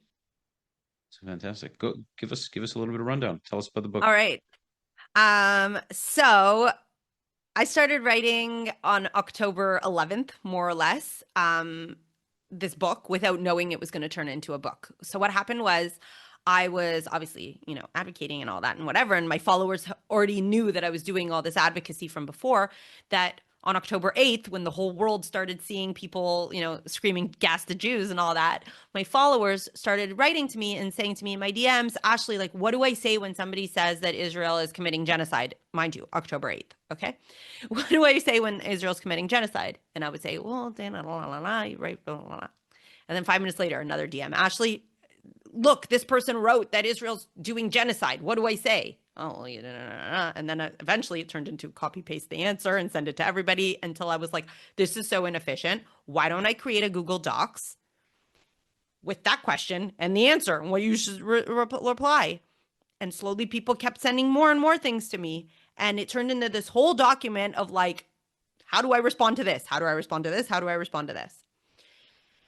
And so that's when I started writing this, and over 100,000 people downloaded my link. I had it translated to French and to Spanish, and eventually a website, like a nonprofit that was just opening up after, reached out to me, and they're like, "We love what you wrote. Like, is it okay if we use it on our website?" And me being like me and caring more about the country than my own like copyrights and all that was like, "Sure, of course, take it, distribute it to everyone." Like, I got no credit, no whatever. And then I put it aside. And while I started, going on all these trips to bring Agam home, I started realizing that I started speaking to Jewish communities, and I started realizing that these Jewish communities are lost, like really lost. I was asked to go, like, I went on this tour where I was in South Florida. I went to a high school to speak there. And I realized that I was in a room of like 200 high school students that were dead silent for 45 minutes and listened to every single word I said because they were so interested. And the teachers came up to me after and they were like, we've never had a speaker keep the kids quiet for that long. And I was like, yeah, because they want to know what to say and nobody's telling them. And you guys are all treating them as if they're children and whatever. But no, these are the people on the front lines today, because they're the ones on TikTok seeing people say this and this and this, and they want to know. And so I realized I need to reach them somehow, and that the Jewish education system does not prepare any of these kids to go off to their campuses and fight these wars. And these kids realized, because their older brother was on UCLA just now, and they were like, well, I got to prepare myself because in 2 years I'm on UCLA. So I started writing this book. And the book was basically, it started from one thing and then it transitioned. It started from the question answers. And then it grew into like, wait, but I want people to have the context of like, what is a Jew? Okay, it's not just Israel's committing apartheid. It's, like you said, why is it so important for us to even have the land of Israel? So hold on, I think I need to explain to these students like our history and who we are. And wait, but we're not a religion, we're an ethnic group. Let's explain to them that we're not white European settlers because I look white, but I'm not white. Okay, wait, but so I think we also need to explain to them like who are the Palestinians then, and what is not Palestinian, and what is the Nakba, so that if they come, they know what the Nakba is. And then I was like, okay, but then they also need to know about the 6-Day War and why we captured territory. And it just turned into this massive book. Basically, it's like from start to finish, it's like your one guidebook of, if you're 17 and you know that next year you're going to campus and you're going to want to tell your friend, not stand in the middle of the quad and debate and but you're going to want to tell your friend, your Mexican friend, why Israel isn't committing an apartheid, then this book will prepare you for that. And so that's the book. And my vision for it is, a 17-year-old is not going to go and buy a book on Amazon and sit there and read it. I want to make sure the kid gets the book. Just get it to him. And the third part is just the questions answers. So even if he's not that interested and he doesn't want to read the whole book for right now, he can at least look up at the back. Hold on, genocide, what do I say? Apartheid, what do I say? And if he is interested, then let him read the whole book and connect him into this community, like through the book, connect him to me on social media, and then hopefully have this book come out every maybe 2 years in a newer version, keeping up to date with current events. The reason that took me so long to write this book, I actually had the book written more or less when Agam came home. Earlier. When I was writing the book, I kept writing. There was a part where I said, currently Agam is, 200 days in captivity. And then I would go back and I would edit it. And Agam is 250 days in captivity. And then finally, when she came home, I wrote about them coming home and all that. And I was done. And then in June, we had Iran. And I was like, I can't release this book without talking about what happened right now with Iran. This is the first time ever that Iran shot missiles at us. So then I created a whole chapter about Iran because I didn't have a chapter about Iran. It was focused mostly on Israeli-Palestinian conflict. So I wrote a whole chapter about Iran and I was like, okay, I'm done. And then once I'm done and I pass it on to my editor, October, all the hostages come home, ceasefire. I'm like, wait, I can't leave the book like this. So I had to open it up again. And so for the past year, that's basically what's happening with the book. Until I finally now I'm like, okay, I think for now, hopefully we're done, where I'm leaving the book in the sense of we're still kind of at war with Iran. We're just see what happens. You just write volumes. You could just write a bunch of volumes. Yeah. And so we'll see. But basically that, and I keep saying, oh, wait, I didn't write this. I didn't write that. So it's taking me a long time. I'm a perfectionist, like no other. The book will be scrutinized, of course. And so it's really important for me to do a lot of fact checking and a lot of a bibliography and sourcing everything and all that. So that takes a lot of time as well. But yeah, I'm really excited about it. And so my goal, hopefully, is to work with philanthropists or nonprofits that would be willing to buy copies of the book and distribute it. So they would buy it at cost and then distribute it through, I don't know if you guys have this in America, BBYO and or youth organizations or C-Teen, the Chabad, teen. Mm-hmm. So, to get it out to them and obviously to have it for sale, for anyone who wants to read it, I think because I wrote it in mind for a younger audience, it's a really easy read for somebody who's also 30 and just wants to catch up and get a little bit more polished on their knowledge. So it was really important for me because, as you can tell, I'm the kind of person who I just kind of, even in my videos, I just kind of talk the way I talk. I don't try to be very, articulate and high vocabulary and all that. So I tried to write my book like that. The problem is I sent it to an editor who then made my grammar way too good and made it not sound like me. So now I'm reversing it a little bit because I wanted to be a little bit of an easier read because it's a heavy topic and it's a long book. So that's where it is right now. And so if anyone's watching or listening and they feel like this is something that they, it speaks to them and they're passionate about educating the young generation to prepare themselves to advocate for Israel, then please reach out to me and see if you'd like to help be part of this project of distributing it across North America. Amazing. Let's get the book. I'm looking forward to it. I want to check it out, see what it looks like, see what it sounds like. I'll send you a copy once it's ready. I can show you my tentative cover if you're curious to see. Yes, yeah. However you want to. Oh, I'll you have the show cover. you. Show it to me. This is what it. I hope you. Oh, hold on. I gotta make my screen brighter so you can see that. You see it? It's backwards probably for you. So wait, what's it showing in the center? So there's paragliders, and then there's tanks and Gaza destroyed and whatever. And so it says it's called Holy Moly Land. And you're right, it didn't start on October 7th because that is the line that I hate the most when they say, but it didn't start on October 7th. I'm like, yeah, no shit, Sherlock. Didn't start in 48 either. See, that's a talking point I just easily. Right. Right. I mean, my family literally was ethnically cleansed from Hebron. So like I'm Yeah. And you can go all the way back, just all the Christian persecution, Muslim persecution of Mizrahi Jew. It's an easy conversation. yeah. It really is. Haven't had anyone give me once I get into that, it's like 1400 years of Islamic persecution, and we're talking about a Nakba. I'm like, if we compare the Nakbas, it's not gonna, we're not exactly. I'm saying that facetiously because it's not a. Yeah, yeah. I don't see that. There's Okay. certain things though, like for example, this is something that I mean, I know I don't need to tell you this, but this is something that's really important for me to get across in the book, for example, because your everyday 17-year-old doesn't know this. When we talk about like Zionism, right?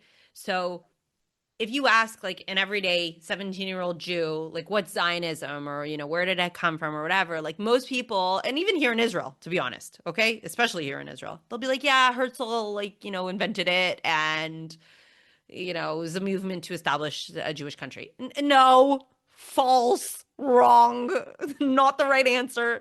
Herzl didn't invent it. And, why does nobody talk, how we call it the first Aliyah in 1880? Yeah, what about the Aliyah after the Spanish Inquisition of all the famous rabbis who came here in Sfat and created a Kabbalah, the mystical center of the Jewish world in the 1500s? You had massive immigration to Israel. Like, why are we talking about the story only from 1800, 1888, Right. whatever? It's just, and that is the big problem. It's like, when we constantly share this narrative of secular Europeans who like maybe weren't even Jewish because they're all from the Khazars, right? And then people like me who are like, hold on, I'm secular, I'm white, my family lived in Europe. Wait, am I indigenous to the land? Now, luckily, I did a DNA test, and so I know I'm indigenous to the land.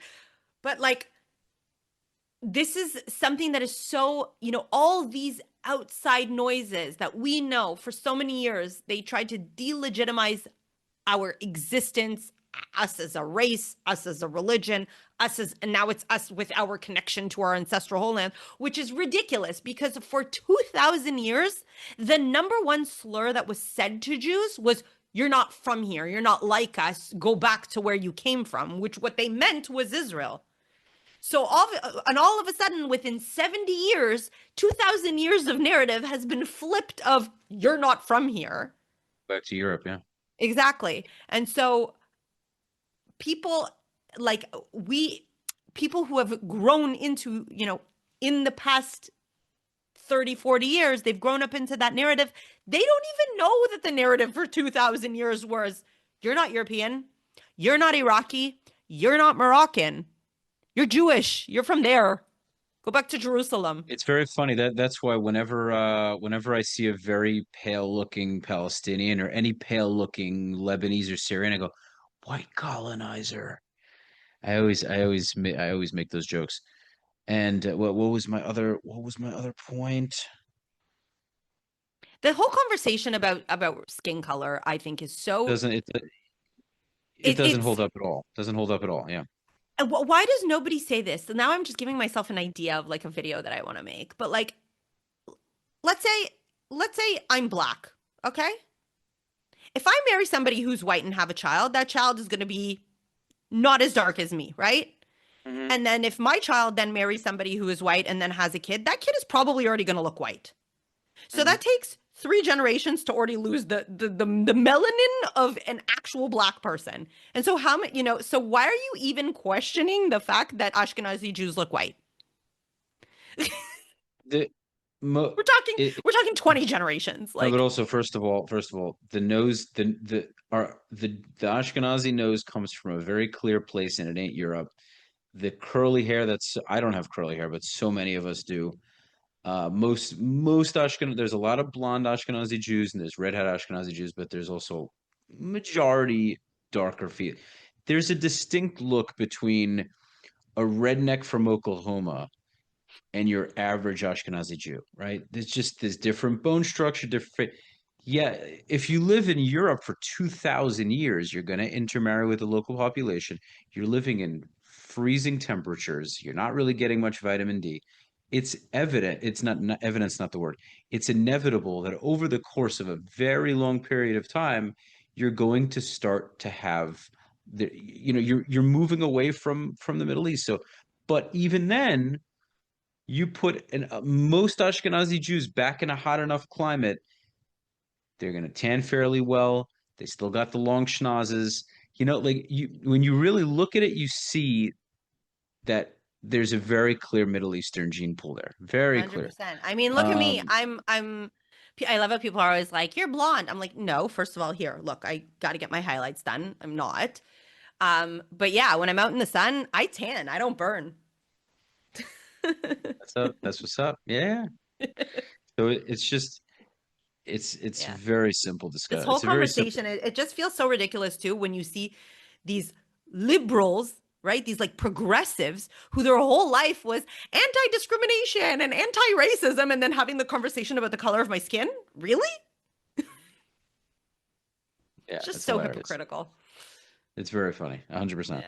And then the last name thing, like you'll see people, oh, Netanyahu's really Milkowski. He's Polish. It's like so Rudy made that point on Jubilee. I've been honestly, I'm not saying it was my point, but I've been making this point for a long time, long time. I was like, last names exist for maybe 200 years plus.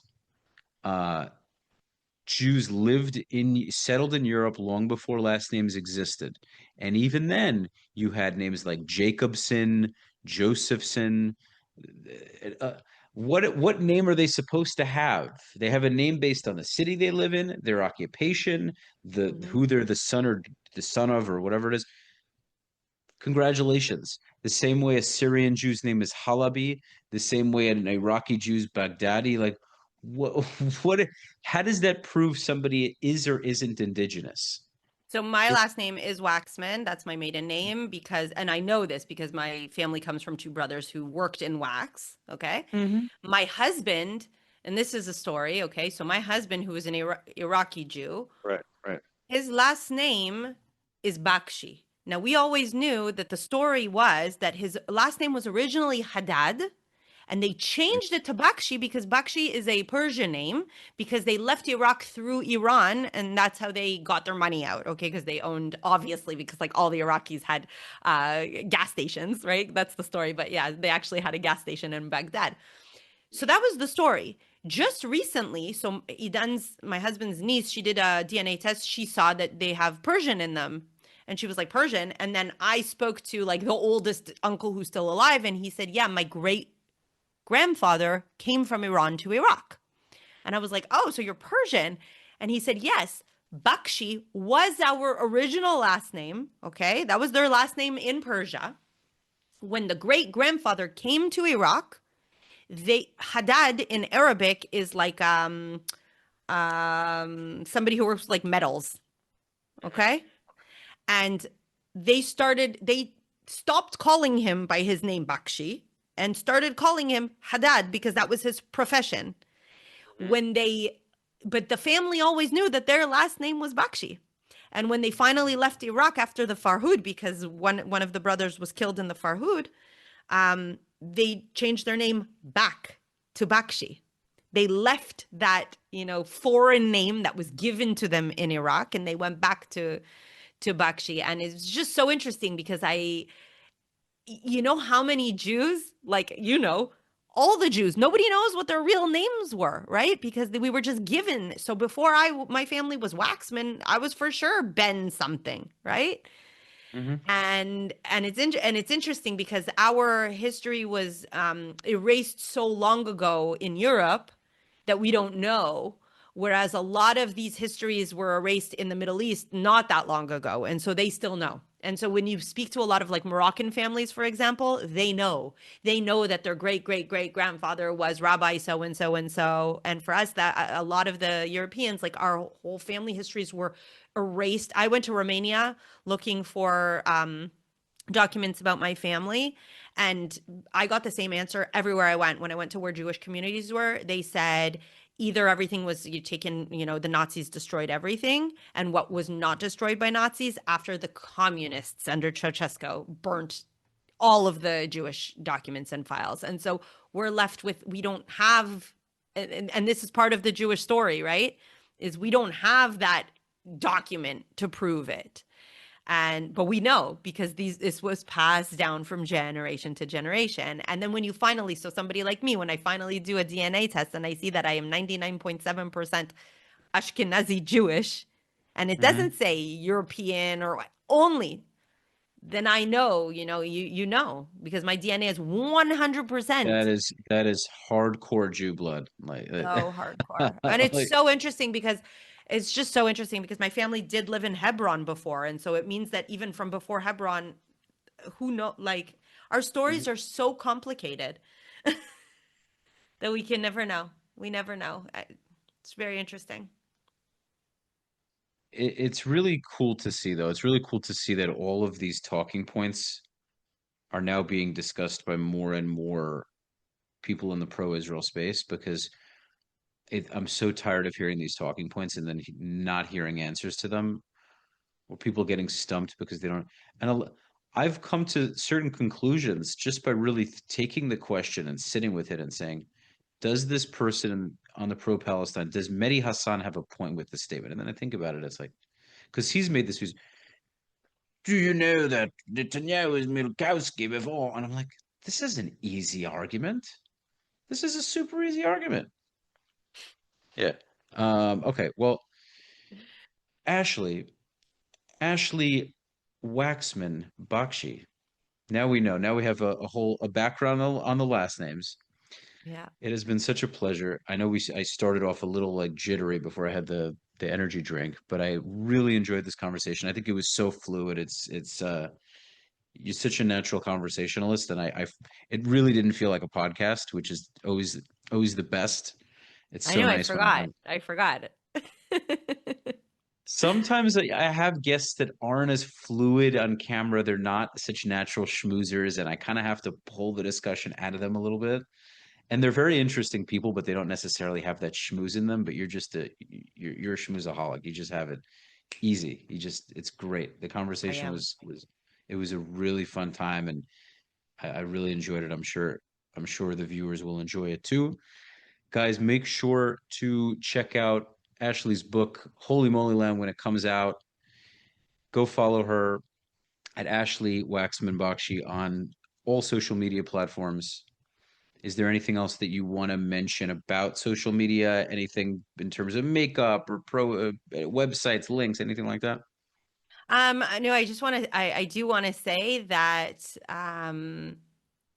in a time, and this is relevant for all of us, okay? So after October 7th, many people were commenting, liking, sharing, right? Because everybody understood the urgency of getting getting the information out.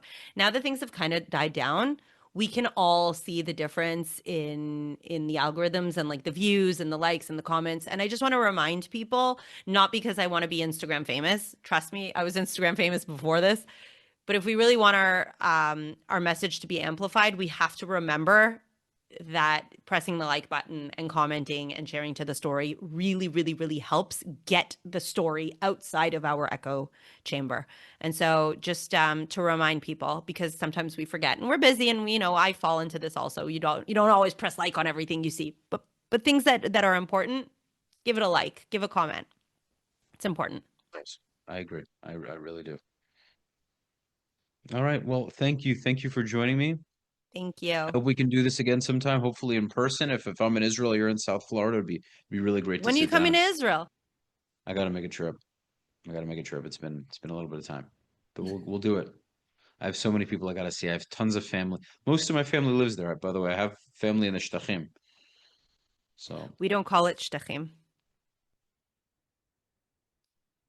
What is shtachim? yeah, settlements. Yeah, you're right. No. What does the word shtachim literally mean? Do you know where it comes from? Shetach. Hashtachim hakvushim. Right, occupied territories. Yeah. Yeah. Yeah, but we're so used to it. Yeah, like West Bank, I right? know. I don't call it West Bank. I know. I've gotten out of that, but I know. We're well, not allowed to say the word that's our shtachim. issue. That's our problem, because we're not, we haven't annexed it yet. We have ourselves to blame for this. It's so Do you ingrained in remember we us. had a conversation about like that's how we Oh, the got to know each Ashkenaz, other? Yeah, exactly Ashkenazi that. thing. Oh, I'm Exactly. still on that. Have you moved? Have you kind of heard me out on that, or you're still like Yeah, very no, but much I in? don't agree. Okay, Am I it's like okay. an apologetic You don't have to Ashkenazi? agree with facts, Ashley. It's okay. I think you're great anyway. No, I'll tell you what, I agree with you that it's like the North American mindset, and in North America, the majority are Ashkenazi. But the Mhm. Ashkenazis who live in Israel are not what you think we are. We're Okay. fighters. We're tough cookies.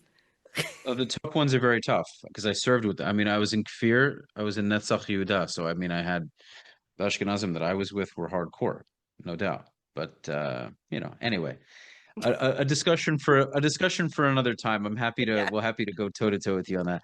Uh, All we right. got Yishai Fleischers, he ain't no pushover, that's for sure. So, ladies and gents, thank you for tuning in to this episode of Soothing Semantics. Oh, by the way, I changed my last name recently. I changed it from Pinsky to Harel. Oh, why It's something I Harel? want to. I like the name. I think has a powerful meaning. And I actually asked ChatGPT to give me a list of Hebrew names, like Hebrew Tzioni kind of names. And I like Hmm. how it sounds. I like how it goes with Rafi. I like how it goes with Raphael. It kind of rhymes. I wanted to do this for many years, and I just kind of kept pushing it.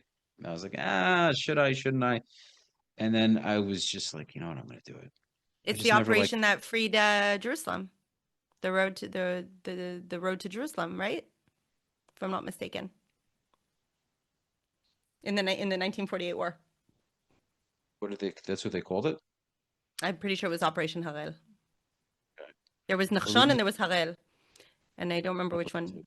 I like the Yeah, name. I think it's a very nice name. I'm very it happy. is. I'm really very happy with it because I grew up with my grandmother. She didn't have that last name, and my father isn't Jewish. My mother's side is Jewish, so they Hmm. were never. My parents were never married. It's not like Wait, so your last name is not a Jewish last name? Because it is. no, Pinsky is well, Pinsky's technically not a Jewish. I mean, it's from Pinsk, Yeah, but Belarus. but that was There's your non-Jews. non-Jewish father's last name? No. No. That Okay. was my mother's maiden name because Oh, my okay. mother Okay. didn't change her name. Okay. That's it. Yeah. Yeah. So that's what we did. I literally just did this very recently. It's a super new thing. Well, Mazel Tov. It's like a new Thank you. life. I'm very happy about it. All right. This is a long story. My name used to be Christopher. My mother named me Chris when I was born to spite my grandmother. They did not get along, and then my grandmother took custody of me when I was a year and a half old. She gave me the name Raphael Yitzchak. And then when I was 17, she decided to tell me for the first time at Shabbat dinner when to change it legally when I was 18 in the courts in New York. And then I said to myself recently, I already changed my first and middle name from a Catholic name to a Jewish name. Might as well go all the way and just change it. Change the last name to a name that I resonate with. So here we are. I couldn't even picture you a Christopher, even if I tried. I was a Chris. You need like a big like some tattoos. You have tattoos? No, but so many people have told me I'd look good in tattoos, but I've never no, haven't gotten there. Haven't gotten there yet. Yeah. No, I'm Rafi. I think if you didn't know me for like this Israel whatever guy, I could, but who knows? Either way, happy I'm Rafi. Yeah. All right. So every time we try to keep ending it, Yeah, we keep like doing that. That's such a good thing. I love whenever that happens, it's great. It's great because it just means we're when we eventually meet, we'll have so much to schmooze about. for sure. So for I think the third or fourth time, we're actually going to exit this out now. Thanks There we for go. joining me, Ashley. Everyone, thanks for making it to the end of this episode. And we'll see you on the next one. Peace.